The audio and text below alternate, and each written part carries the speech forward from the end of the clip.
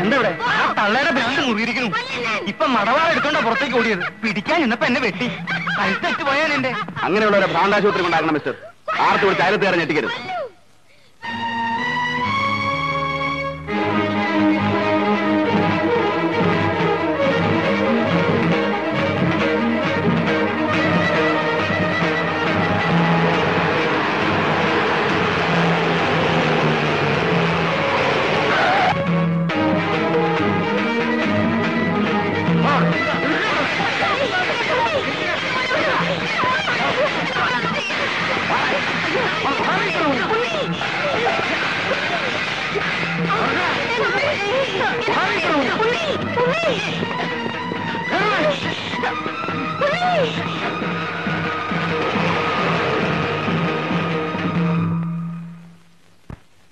എന്താ ഇയാൾക്ക് വേണ്ടത്?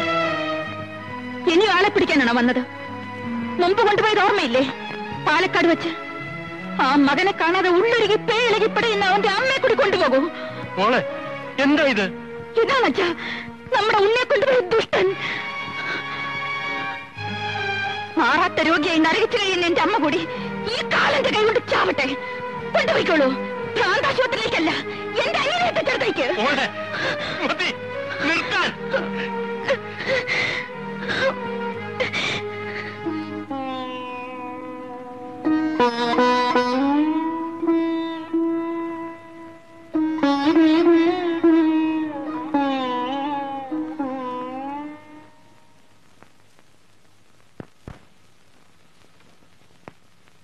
അമ്മയുടെ ഭ്രാന്തി ഇപ്പോ മോൾക്കും പകർന്നു എന്നാ തോന്നണേ. നിങ്ങൾക്ക് ആ വീടുമായിട്ട് എന്താ ബന്ധം? നേരി ഒരു ചാർച്ചയുണ്ട്, അത്രേ ഉള്ളൂ. വിഷ്ണു എന്നാ എനിക്കിട്ടിരിക്കണ പേര്. എന്നിട്ടും പഷ്ണിയാ ഫലം. അതുകൊണ്ട് ഇവിടെ കൂടുന്നു. ഇവര് പാലക്കാടായിരുന്നില്ലേ? അത് കുറച്ചു കാലം. ആ നമ്പൂരി അവിടെ മാഷായിരുന്നു. തിരുമേനി റിട്ടയറായി. അപ്പൊ അവരിങ്ങോട്ട് പോന്നു. ആ ചെക്കനെ കൊന്നതാണത്രേ പോലീസ്. അങ്ങനെയാവും.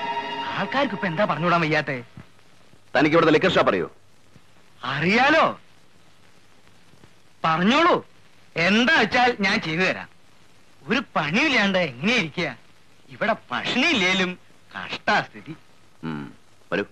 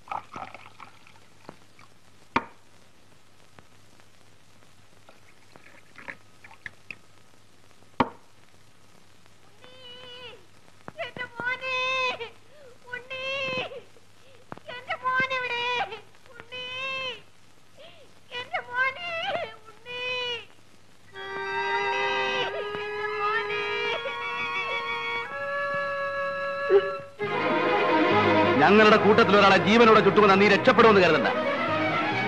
പറ, ആരായിരുന്നു നിന്റെ കൂടെ?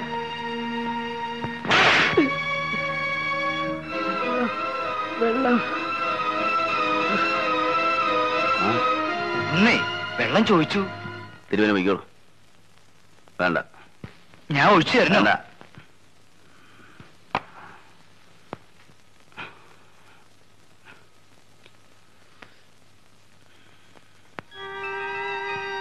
എന്താ ബാലു കുടിക്കില്ലേ? ഇല്ല സർ. നേരെ വിളിക്കുന്നതിന് മുമ്പ് ആ പയ്യനെ കൊണ്ട് സത്യം പറയിപ്പിക്കണം.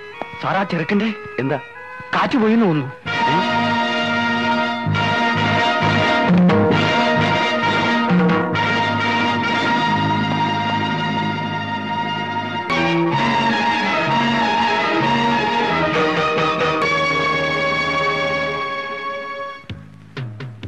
എങ്ങനെ ചത്തതായാലും പോലീസുകാർ തല്ലിക്കൊന്ന് നാട്ടുകാർ ധരിക്കും.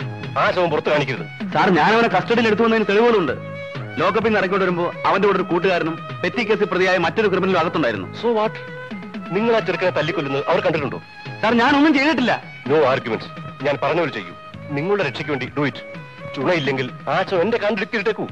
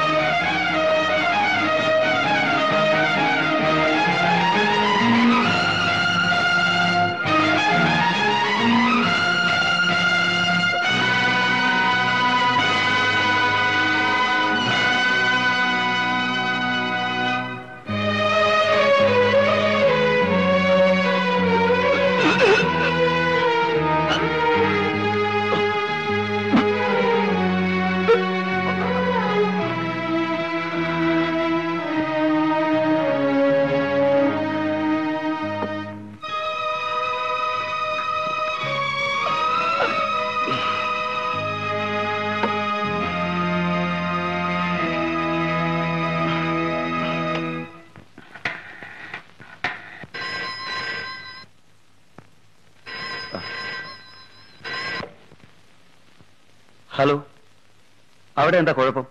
ഞാൻ ഈ വീട്ടിൽ താമസിക്കില്ല. നേരം വെളുക്കട്ടോ, വഴി ഉണ്ടാക്കാം. അലക്, എടാ അലക്.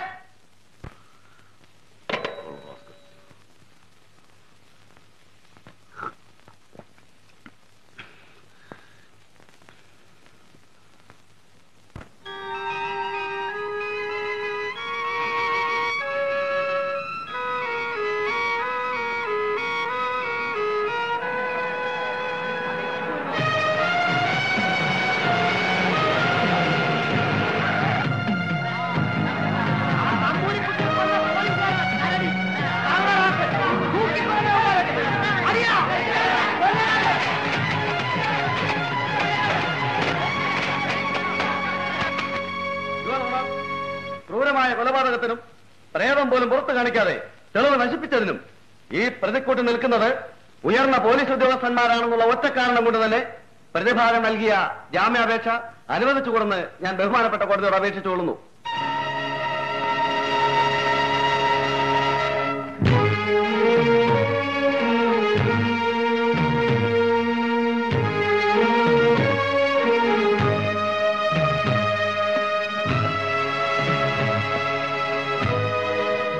കേസിനെ കുറിച്ച് നിങ്ങൾ ഭയപ്പെടണ്ട. അറ്റ് എനി കോസ്റ്റ് നിങ്ങൾ ഉടനെ ജാമ്യത്തിൽ നിൽക്കും.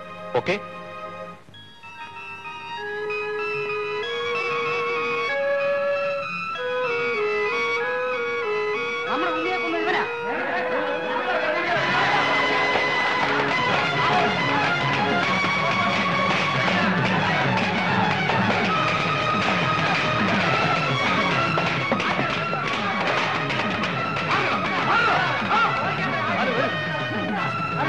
ബാലു, ഈ സിറ്റിയിൽ വെച്ച് പട്ടിയെപ്പോലെ നിന്നെ തല്ലിക്കൊല്ലുന്നതാണ് ഞങ്ങൾക്ക് വയ്യ. ഒരിക്കൽ നീ ഈ കാക്കി ഉടുപ്പിട്ട് നടന്നവനല്ലേ, അതുകൊണ്ട് ഇനി ഞങ്ങളെ നാണം കെടുത്ത് അർപ്പിക്കൂ. എവിടേക്കെങ്കിലും വയ്ക്കോ.